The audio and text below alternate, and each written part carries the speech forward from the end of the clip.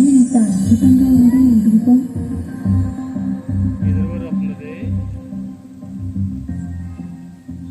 మీరెవరు మీరు ఇంకా గుర్తుపెట్టలేదు కదూ?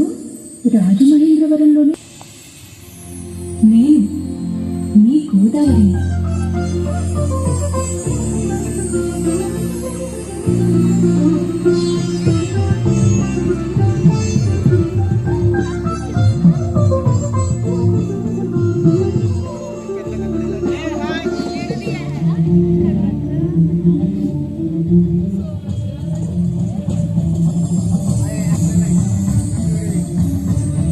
చిట్టి చిట్టి తప్పటడుగులు వేస్తూ మొదలయ్యే నా ప్రయాణం నాసిక్లో పరుగందుకొని నాందేడ్లో గురు గోవింద్ సింగ్ జీ ప్రార్థనలు విని,